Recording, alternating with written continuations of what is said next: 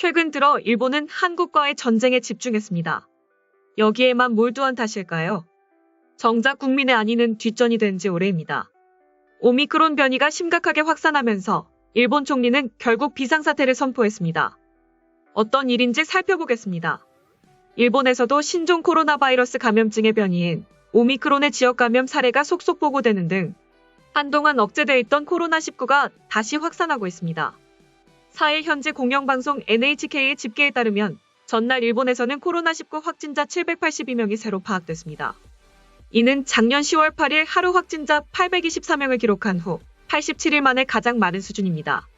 작년 11월 하순에는 주간 하루 평균 신규 확진자가 100명을 살짝 웃도는 수준이었는데 최근 증가세가 확연해진 셈입니다. 오미크론의 일본 내 감염 사례도 부쩍 늘었습니다. 도쿄도가 오미크론에 감염된 것으로 3일까지 확인한 25명 가운데 11명은 외국 방문 이력이 없으며 감염 경로도 파악되지 않았습니다.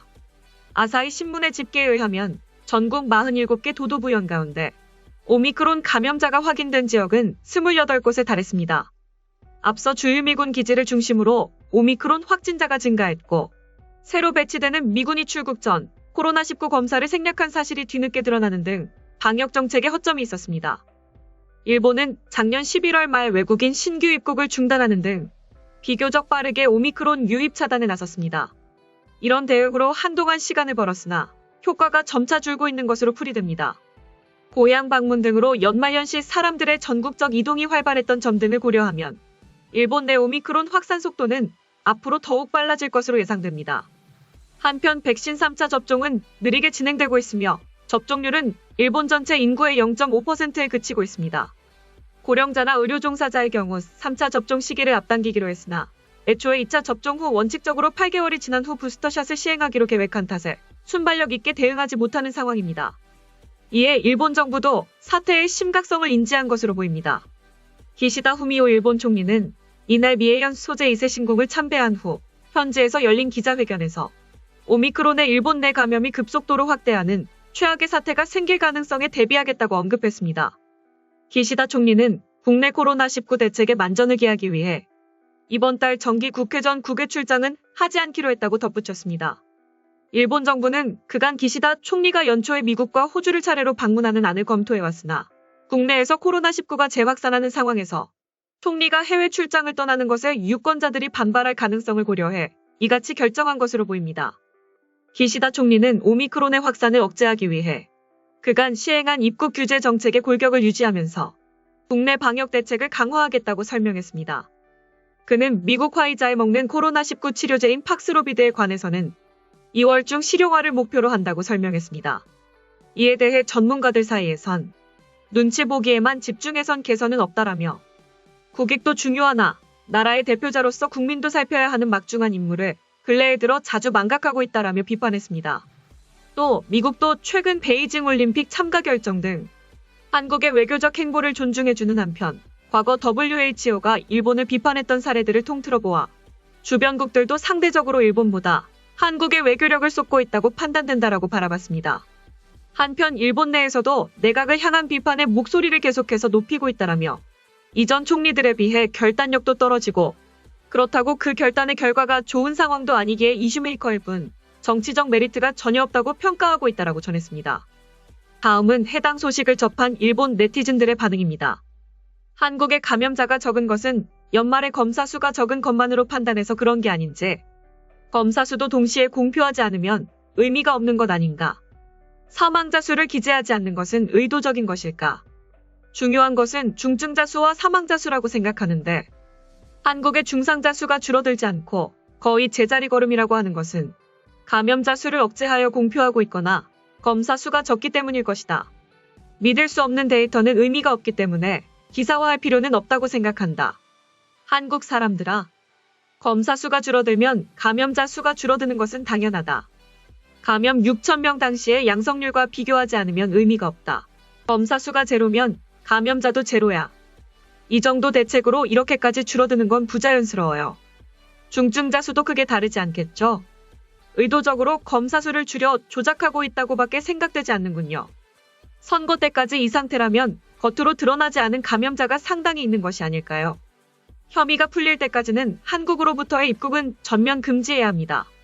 검사 수가 부족하거나 감염자 수를 은폐하여 조정을 하고 있는 것이겠죠. 일본에 잔뜩 하고 있던 말, 직접 들어보니 어떻습니까? 매일 5만 100명 미만이 정부의 위드 코로나 정책 실패로 고귀한 생명을 잃고 있다. 다른 나라의 팬데믹을 흔히 예로 들지만 왜 감염자 최다국과 비교할 필요가 있는지 의문이다. 신규 감염자가 3,000명 선으로 중상자가 1,000명 선. 상당히 중상화하는 비율이 높은 것 같네요. 3명 중 1명, 신기하다고 해야 되나, 발표하는 숫자의 신뢰도가 없다고 해야 될까요? 출산율이 낮아지고 고령화가 진행되는 한편, 코로나에 감염되고자 하는 지망생들도 늘었고, 자살자도 OECD 1위. 앞으로 어떻게 될까요? 한국 발표는 아무래도 이상한 수치입니다만, 사망자 중독자가 착실하게 증가하고 있는 것은 대리다 방식의 관계라는 걸까요? 신규 입원이 줄어든 것은 대리다 방식의 수습과 오미크론으로의 교체 영향이 아닐까 생각합니다. 한국의 정말 이상한 점은 양성자 수인데 이만큼 오미크론이 들어오고 있음에도 12월 넷째 주부터 감소하고 있고 이번 주에도 감소하고 있다는 것은 어딘지 부자연스럽습니다. 대선이 얼마 남지 않아서 오미크론의 폭발적 감염이 안 되게 하는 건가 하는 그런 생각이 들지 않는 건 아니지만 그런 일이 가능할지는 모르겠습니다.